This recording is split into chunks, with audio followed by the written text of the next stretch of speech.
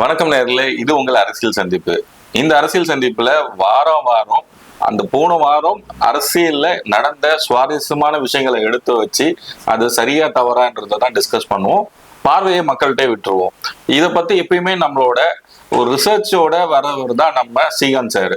அவரை பத்தி சொல்லணும்னா ஏற்கனவே நிறைய ப்ரோக்ராம்ல சொல்லியாச்சு. இருந்தாலும் ஒரு மரியாதை நிமித்தமா அண்ணனை பத்தி சொல்லணும் அப்படின்னா, பத்திரிகையாளர், ஊடகவியலாளர், யூடியூப் ரன் பண்ணிட்டு இருக்காங்க. அது மட்டும் இல்லாம அரசியல் விமர்சகர் கூட. ஸோ அவரை வரவேற்போம். வணக்கம் சார். வணக்கம். ரொம்ப நாள் ஆச்சு. ஆமா, ஒரு கேப் போட்டாச்சு. ஆமா, நிறைய மாற்றங்கள் நடந்திருக்கு அரசியல்ல. அதை பத்தி சொல்லணும்னா நிறைய விஷயங்கள் வந்து நம்ம டிஸ்கஸ் பண்ணலாம். இன்னைக்கு எடுத்தோம்னா 2-3 விஷயங்கள் நம்ம சொல்லணும்னு நினைச்சீங்கன்னா, இன்னைக்கு வந்து ஒரு சினிமாவை விட அரசியல் வந்து ரொம்ப என்டர்டைன்மெண்ட் ஆயிடுச்சுன்னு மக்களே சொல்ல ஆரம்பிச்சிட்டாங்க. ஏன்னா ட்விஸ்ட் அண்ட் டர்ன் அப்படி இருந்தது. இப்ப இருக்கிற அரசியல் சந்திப்புல முதல்வர் விஜய் சார் வந்து பதவி எடுத்து 10 நாள் ஆகுது. சோ இந்த காலகட்டத்தை வந்து அதுலயே நிறைய விஷயங்கள், கொஞ்சம் விமர்சனங்கள் எட்டி பார்க்குது. கொஞ்சம் இதை நீங்க இப்படி பண்ணிருக்கலாம்னது நிறைய பேர் பாராட்டுறாங்க. சோ இந்த மாதிரி விஷயங்கள்லாம் இன்னைக்கு நம்ம பார்க்க போறோம் சார். இந்த உங்களுக்கு எப்படி இருக்கு இந்த ஒரு 15 டேஸ் விஜய் சார், முதல்வர் விஜய் அவர்கள் பதவி ஏற்றதுக்கு அப்புறம் இந்த 15 நாள் எப்படி பாக்குறீங்க? அரசியல் விமர்சனம்னா உங்க பார்வையில எப்படி இருக்கு? முதல்ல மாண்புமிகு தமிழ் முதல்வர் அவர்களுக்கு நம்மளோட சிறப்பான வாழ்த்துக்களை தெரிவிச்சுப்போம். எப்போதுமே ஒரு நியூ கவர்னன்ஸ் வரும்போது பார்த்தீங்கன்னா அவங்களுக்கு வந்து நிறைய சவால்கள் காத்திருக்கும். ஏன்னா ஒரு ஆல்ரெடி ஒரு 70 வருடங்களா வந்து ரொம்ப ஒரு எக்ஸ்பீரியன்ஸ்டு பார்ட்டிஸ் வந்து ரூல் பண்ணியிருக்காங்க. உங்களுக்கு நிறைய துறை வாரியாகவே நிறைய அனுபவங்கள் இருக்கும். அது தவறு செய்யறதுக்கும் சரி, சரி செய்யறதுக்குமே நிறைய அனுபவங்கள் அவங்களுக்கு இருக்கும். அதை அவங்க வந்த டே 1ல இருந்தே அதை டேக் அப் பண்ணிடுவாங்க.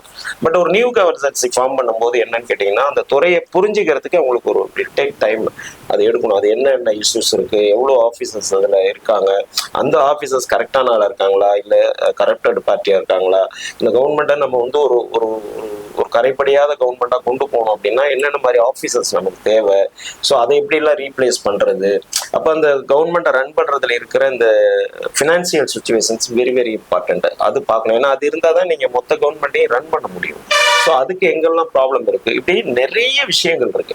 இது எல்லாத்தையும் அவங்க வந்து ஒரு ஸ்டடி பண்றதுக்கு அவங்களுக்கு ஒரு நிறைய கொஞ்சம் டைம் தேவைப்படும். ஏன்னா அதுல முழுக்க கான்சன்ட்ரேட் பண்ணா மட்டும்தான் அடுத்த இந்த 5 வருஷத்தை 4-5 வருஷத்தை வந்து அவங்க ரன் பண்ணும்போது அதை எந்த வேலை நம்ம எடுத்துட்டு போகணும், இப்போ எங்கெங்கெல்லாம் பிரச்சனை இருக்கோ அதை எதை சரி பண்ணி எப்படி எடுத்துட்டு போகணும்னு ஒரு ஒரு ஐடியா வர்றதுக்கே ஒரு குறைஞ்சது ஒரு 1 மாசம் 2 மாசம் அவங்களுக்கு டைம் எடுக்கும். பட்டு மாண்புமிகு தமிழக முதல்வரை நம்ம எடுத்துக்கிட்டோம்னா டே 1ல இருந்தே வந்து ரொம்ப ரொம்ப ஒரு சூப்பர் ஃபாஸ்ட் ஆக்டிவா இருக்காரு. நீங்க நம்ம பார்த்தோம்னா தெரியும், அவர் நிறைய திட்டங்களை இம்மிடியேட்டா அதை ஆக்ஷன் எடுக்கிறதா இருக்கட்டும். அதே மாதிரி ஒரு தமிழக அரசியல்ல வந்து இந்த அரசியலுக்குன்னு சில விதிமுறைகள் இருந்தது இல்லையா, இப்படித்தான் இந்த ஒரு பேட்டர்ன்ல தான் இதை ரன் பண்ணணும், இந்த மரபுல தான் இது போகணும் அப்படிங்கிற மொத்தத்தையும் உடைச்சிட்டு இன்னைக்கு செக்ரட்டரியேட் அரசு ஊழியர்கள் அத்தனை பேரும் பார்த்தீங்கன்னா பிஃபோர் 9:30 10 o'clock உள்ள இருக்காங்க. இது நாள் வரையில நடைமுறையில் இல்லை. 10, 11, 12 அவங்களோட கேடருக்கு தகுந்த மாதிரி தான் உள்ள வருவாங்க. சில பேர் செக்ரட்டரியேட் வரவே மாட்டாங்க. ஸோ இதெல்லாம் பார்த்து கிட்டத்தட்ட ஒரு 5300 எம்ப்ளாயிஸ் இருக்கிற அந்த இடம் 10 மணிக்குள்ள அத்தனை பேரும் உள்ள என்ட்ரு ஆகுறாங்க. இதெல்லாம் ஒரு பெரிய மாற்றம். அதே மாதிரி இன்னைக்கு கூட பார்த்தீங்கன்னா கிட்டத்தட்ட ஒரு 100 டெண்டரை வந்து இன்னைக்கு கேன்சல் பண்ணியிருக்காரு. இன்னைக்கு மார்னிங் ஒரே சைன்ல வந்து அதை கம்ப்ளீட் கேன்சல் பண்ணியிருக்காரு. யாரு முந்தைய கவர்மெண்ட், அது ஒரு காமெடியா கூட இருக்கும். இந்த கவர்மெண்ட் தான் வரப்போகுது அப்படின்னு ஒரு ப்ரீ பிளான்ல அட்வான்ஸா டெண்டர் எல்லாம் விட்டுட்டு போயிருக்காங்க. பிடபிள்யூடி டிபார்ட்மெண்ட்ல அட்வான்ஸா டெண்டர் கிட்டத்தட்ட 100க்கும் மேற்பட்ட டெண்டர் விட்டுட்டு போயிருக்காங்க. அப்போ இதெல்லாம் இன்னைக்கு மார்னிங் விட்டுட்டு போயிருக்காங்கன்னா அது டெண்டர் ப்ரீ பிளான் பண்ணி வச்சுட்டு போயிட்டாங்க. ஆமா, யாரு கான்ட்ராக்டர் யாரு இதுன்றதெல்லாம் அந்த ஒரு மேட்டர்ல வந்து, ஏன்னா முறையான டெண்டர் விடாம நீங்க சொல்றது வந்து டெண்டர் முறையான விடாம இது பண்ணி ஆமா ஒரு அலோகேட் எல்லாம் பண்ணி அதை பண்ணி வச்சிருந்திருக்காங்க. சோ இப்போ இந்த மாதிரி கான்ட்ராக்டர் அதேதான் ஏன்னா இந்த கவர்மெண்ட் தான் கண்டினியூ ஆக போகுது அப்படின்ற ஒரு விஷயத்துல. சோ அதையெல்லாம் இன்னைக்கு மார்னிங் ஒரே சைன்ல எல்லாத்தையுமே க்ளோஸ் பண்ணியிருக்காரு. எல்லாமே ஃப்ரீ ஹேண்டடா இருக்கணும். அந்த 30 to 40% கமிஷன் ஒரு மேட்டர் இருக்கு. அது ஒரு எழுதப்படாத ஒரு சட்டமா இருக்கு கவர்மெண்ட் டெண்டர்ஸ்ல வந்து. இது நாள் வரையில இருந்த கவர்மெண்ட்டுகள் பண்ணின ஒரு விஷயம். அந்த விஷயத்த முற்றிலுமாக தொடச்சிருக்காரு. இல்ல கம்ப்ளீட் கிடையாது, very very neat and clear கிறிஸ்டலா இருக்கணும் அப்படின்னு சொல்லி ரொம்ப ஸ்ட்ரிக்டாவே சொல்லியிருக்காரு. ஸோ அது ஒரு விஷயம். இந்த மாதிரி நிறைய விஷயங்களை வந்து ரொம்ப ஸ்ட்ரிக்டா அது வந்து பாத்தீங்கன்னா ஒரு பொலிட்டிக்கல் பார்ட்டிக்கு வந்து அது வந்து ஒரு செட்பேக்கா கூட இருக்கும் ஒரு பார்ட்டியை ரன் பண்றதுக்கு. ஆனா அதை பத்தி எதுவுமே அவங்க கவலைப்படல. அதே மாதிரி ஒவ்வொரு கவர்மெண்ட் டெண்டர்லயும் பாத்தீங்கன்னா பார்ட்டி ஃபண்டுன்னு ஒரு விஷயம் இருக்கு. ஒரு டெண்டர் எடுக்கிறாங்கன்னா மினிமம் வந்து 10ல இருந்து 25% வரையும் வந்து அந்த டெண்டர் அமௌண்ட்ல பார்ட்டிக்கு ஃபண்டு கொடுக்கறதுன்னு ஒரு விஷயம் இருக்கு, நடந்திருக்கு. இது நாள் வரையில அதிமுக கவர்மெண்ட் திமுக கவர்மெண்ட் இதை தான் பண்ணியிருக்காங்க. முதல்ல அதை ஒழிச்சாங்க.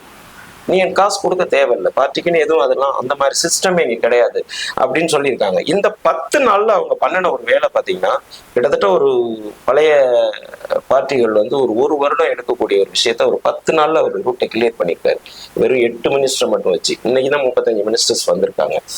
இது மாதிரி நம்ம நிறைய சொல்லலாம். ஸோ இப்போ வரையில நீ சொன்ன இந்த ஒரு 10-12 நாட்கள்ல மக்கள் கிட்ட ரொம்ப வெகுவா போய் சேர்ந்திருக்காரு. வெகுவா பாராட்டக்கூடிய அளவுல ஓகே நம்ம கரெக்டா தான் சூஸ் பண்ணியிருக்கோம் அப்படின்னு மக்கள் நினைக்கிற அளவுக்கு வந்து அவரோட செயல்பாடுகள் இருக்குன்னு நான் பாக்குறேன். ஆனா இன்னும் ஒரு விஷயங்கள் இது வருது. இப்ப நீங்க சொன்னீங்க 35 அமைச்சரவை பண்ணாங்க அப்படிங்கிற ஒரு விஷயம். அதுல பாராட்டத்தக்க அமைச்சர்கள் பாத்தீங்கன்னா 8 பேருக்கு வந்து சிறுபான்மை அமைச்சர் அதை கொடுத்துருக்காங்க. ஆனா ஒரு சில விஷயத்த ஒரு சில ஒரு பேரை வந்து நம்ம திருப்திப்படுத்தணும்ன்றது நான் எல்லாருமே பாக்குற உற்று நோக்குற ஒரு விஷயம். எப்பயுமே இது வரைக்கும் அதை பெருசா இது வரைக்கும் எந்த அரசாங்கம் வந்தாலும் அதை பண்ணல. பட் அரசாங்கமும் இது வரைக்கும் அந்த மாதிரி பண்ணாத ஒரு விஷயம். மாண்புமிகு முதல்வர் வந்து அறநிலையத்துறை வந்து ஒரு சாரா திருப்திப்படுத்தணும்னு சொல்றதுக்காக அவரை மினிஸ்டர் ஆக்கிட்டாங்களா அப்படிங்கிற ஒரு பேச்சுங்க பரவலா வந்துட்டு இருக்கு. அதை பத்தி உங்க கருத்து என்ன சார்? இல்ல இது முற்றிலும் வந்து பாத்தீங்கன்னா இப்போ தோல்வி அடைந்தவர்கள் அல்லது விஜய் இப்படி ஒரு சினாரியோக்குள்ள அவர் வருவார்னு எதிர்பார்க்காம இருந்தாங்க இல்லையா? ஸோ இவர்களுடைய இந்த விமர்சனங்கள்ங்கிறது வரதான் செய்யும். நீ அப்படி பார்த்தோம்னா இந்த தமிழக வரலாற்றிலேயே இந்திய வரலாற்றிலேயே ஒரு கவர்மெண்ட் ஃபார்ம் பண்ணும்போது 8 தலித் அமைச்சர்களை உருவாக்குனது இவர் மட்டும் இல்ல. அதை நம்ம பாராட்ட வேண்டிய விஷயம். நம்ம அப்ப நீங்க அதை பாராட்டும் போது இன்னொரு துறைக்கு ஒரு மினிஸ்டர் கொடுக்கும்போது நீங்க அதை மட்டும் எப்படி கேள்விக்குறியாக்குறீங்க? மாண்புமிகு முதல்வர் வந்து 8 பேருக்கு அரசபையில வந்து சிறுபான்மையினருக்கு ஒரு விஷயங்கள் பண்ணி கொடுத்து ரொம்ப பெரிய பாராட்டு விஷயம். இது வரைக்கும் யாருமே பண்ணல, அதை ஒத்துக்க வேண்டிய விஷயம் தான். ஆனா இந்த இடத்துல அவர் ஏதோ சின்ன சர்க்கிள்ல கோட்டு விட்டாரா, இல்ல இதை பத்தி யோசிக்கலையா அவரு? இது எப்படி அப்படிங்கறத இது வந்து ஏன்னா நம்ம இவ்வளவு வருஷம் வந்து போராடின ஒரு விஷயம் ஒரே நாள் ரிவர்ஸ்ல ஆன மாதிரி ஆயிடக்கூடாது இல்லையா? இல்ல இது எங்க ரிவர்ஸ் ஆச்சு? இப்ப எனக்கு இந்த இடத்துல ஒரு கேள்வி, என்ன நடந்துருச்சு, என்ன ப்ராப்ளம் நடந்துருச்சு சொல்லு. இல்ல அமைச்சரவையில இல்ல இப்ப இந்த மாதிரி இன்னுமே வாங்கி தானே எல்லோரும் அமைச்சர் அர்ச்சகர் ஆகலாங்கிற சட்டம் நம்மள்ட்ட இருக்கு. சட்டம் எல்லோரும் எல்லா கோயில்களும் போறாங்க, போய்தான் ஆகணும், அதுதான் சட்டம். இப்ப ரமேஷ் அவர்கள் வந்து அந்த அறநிலைத்துறை அமைச்சர் ஆனதுல நீங்க சொல்ற இந்த பிற்போக்குவாதிகளுக்கு என்ன பிரச்சனை நடந்துருச்சு? எது மாறிடுச்சு? இப்போ எங்கேயாவது தடுக்கப்பட்டிருக்கா? எது மாறிடுச்சு? அப்போ ஒரு ஃபார்வர்டு நோக்கி நம்ம இந்த அரசியல் அமைப்பையே மாத்தி ரிசர்வ் தொகுதியில தான் ஒரு தலித் நிக்கணுங்கிற நிலையை மாத்தி ஒரு தலித் வந்து பொது தொகுதியிலே நிக்கலாங்கிற உடைச்சி புரட்சி பண்ணி அந்த பொது தொகுதியிலே நின்னவர்களும் ஒரே ஒரு ஆதி திராவிடர் நலத்துறைக்கு தான் மினிஸ்டர் கொடுத்துக்கிட்டு இருந்த இந்த பிற்போக்குவாதிகள் 70 வருடமா மக்களை ஏமாத்திக்கிட்டு இருந்த அவர்களை உடைச்சி 8 பேருக்கு மிக முக்கியமான இலாக்களை கொடுத்து இன்னைக்கு அத்தனை பேரும் வாயடிச்சு நிக்கிற அளவுக்கு ஒரு விஷயத்த பண்ணும்போது நீங்க ஒரே ஒரு விஷயத்த எடுத்துக்கிட்டு எப்படி வர்றீங்க? இப்ப அந்த ரமேஷ் என்ற அமைச்சர் உங்களை எங்க தடுத்துட்டார்? அவர் அமைச்சரா போனதுனால நீங்க எந்த கோயிலுக்குள்ள போக முடியல, எந்த கோயில நீங்க அர்ச்சகர் பண்ண முடியல. அப்ப இது பிற்போக்குத்தனமான ஒரு விவாதம், விமர்சனம். இது வந்து ஒரு அரச பின்னால இழுக்கிற ஒரு விஷயம் இல்ல. அரசு நாங்க பின்னால இழுக்கிறதுக்காக இந்த விஷயம் எடுத்து வைக்கல. பட் இவ்வளவு நாளா அந்த ஒரு விஷயம் இப்ப இதே இடத்துல வந்து நீங்க ஒருவேளை நீங்க அதை ஜாதியா பாக்குறதே பிற்போக்குத்தனம்னு நான் சொல்றேன். அதை உடைச்சுதானே இந்த கவர்மெண்ட் வந்திருக்கு. இந்த ஒரு அரசு இந்த 26 எலெக்ஷன்ங்கிறது ஜாதி மதம் இனம் இது எல்லாத்துக்கும் அப்பாற்பட்ட ஒரு எலெக்ஷன். அந்த இடத்துல அவர் கொண்டுட்டு வந்திருக்கும் போது நீங்க அப்படியே பிளே பண்றீங்க. அப்ப 8 பேருக்கு வந்து ஒரு முக்கிய இலாக்கா கொடுத்திருக்காருல, அப்ப அங்க கேள்வி வரும்ல. ஐயோ நாங்க அதை தான் பாராட்டுறோம் தானே சொல்றோம். அதை பாராட்டு அதைத்தான் நான் சொல்ல வரேன். எப்படி அதாவது எப்படின்னா நீங்க சொல்றது எப்படி வேணும்னா இவ்வளவு இதுல வந்து நீங்க நிறைய ஒரு ஃபுட் நல்லா செஞ்சுட்டு உப்பு அள்ளி கொட்டின மாதிரி ஆயிடக்கூடாது இல்ல. இல்ல நீ அந்த பார்வை தப்புன்னு சொல்றேன். இது தப்பான பார்வை. நீ ஏன் அவன ஜாதியில பாக்குற? அதையே உடைச்சு ஒரு கவர்மெண்ட் வரும்போது திருப்பி கொண்டு போறேன். ஒரு விஷயம் நான் என்ன கேக்குறேன், ஜாதியை ஏன் கொண்டு வர? இப்ப எல்லாரும் அப்படி பார்த்தா எல்லா மினிஸ்டரும் ஜாதியை பார்த்தா கொடுத்துருக்காங்க. புரியல விட்ட 34 மினிஸ்டர் இருக்கான்ல, சார் நான் இந்து சமயத்துறையினால ஒரு பர்டிகுலர் ஏன் அதை பாக்குறேன்றேன், அப்படி ஏன் பாக்குற? விடுப்பா, அவன் என்ன பண்றான்னு பாரு. முதல்ல ஒரு போட்டிருக்கு, அவன் என்ன பண்றான்னு வாட்ச் பண்ணு.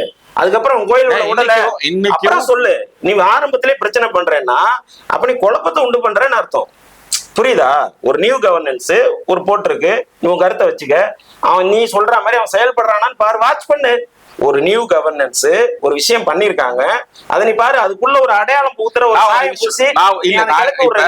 நீங்க ஒரு விஷயம் நினைக்கிறீங்க, இது வந்து இது வந்து பிற்போக்கு சமத்துவமான விஷயங்கள்.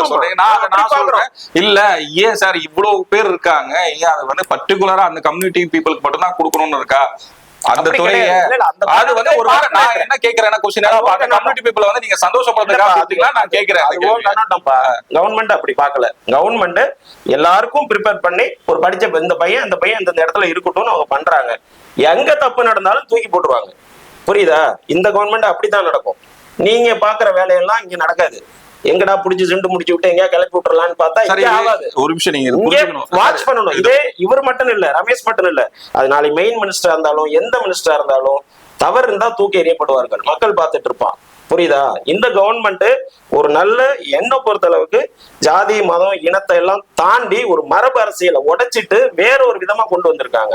அப்ப அதை தான் நம்ம பார்க்கணுமே ஒழிய, இது இந்த மாதிரி நம்ம நோட்டீஸ் பண்ணி பிரச்சனைகளை கிளப்பிட்டுக்கிட்டே இருந்தோம்னா நமக்கு சமூகத்தின் மீது அக்கறை இல்லைன்னு அர்த்தமாயிடும். அப்ப குழப்பம் வந்துச்சா நீ பேசு. இப்ப இப்படி பண்ணதுனாலதானே இப்படி வந்திருக்கு அப்படின்னா அது ரீப்ளேஸ் ஆகலாம், மாறலாம். புரியுதா? அதுக்கு முன்னாடியே அவன் ஒரு ஜாதிய அடையாளமா அவனுக்கு இருக்குன்றதுனாலே அது பிரச்சனையா வரும். நீ அட்வான்ஸா போனா இது குழப்பவாதிகளின் வேலை, பிற்போக்குவாதிகளின் வேலை. அப்போ ஒரு சமூகம் இப்படிதான் இருக்கணும். ஜாதியை பார்த்து ஓட்டு போட்டு, பணம் வாங்கிட்டு ஓட்டு போட்டு, ஜாதியை பார்த்து கேண்டிடேட் போட்டு, ஜாதியை பார்த்து மாவட்ட செயலாளர் போட்டு, ஜாதியை பார்த்து தலைவர் போட்டுக்கிட்டு இருந்த அரசு மரபு அரசியலை உடைச்சி இங்க அப்படி எல்லாம் எதுவுமே கிடையாது. யார் வேணா எங்க வேணா நிக்கலாம், எங்க வேணா நின்று ஜெயிக்கலாம், யார் வேணா எந்த மினிஸ்ட்ரி வேணாலும் ஹேண்டில் பண்ணான்னு ஒரு முற்போக்குத்தனமான ஒரு கவர்மெண்ட்டை ஃபார்ம் பண்ணும் போது அதுல எங்கேயோ ஒரு இடத்துல ஒரு விஷயத்தை பிடிச்சிக்கிட்டு அதை ஒரு பெரிய விஷயம் பண்ணோம்னா நமக்கு சமூகத்தின் மீது அக்கறை இல்லை, நாம ஏதோ ஒரு குழப்பத்தை பண்றதுக்கு ரெடி ஆகிறோம்னு அர்த்தம் ஆயிடுங்கிறது என்னோட கருத்து.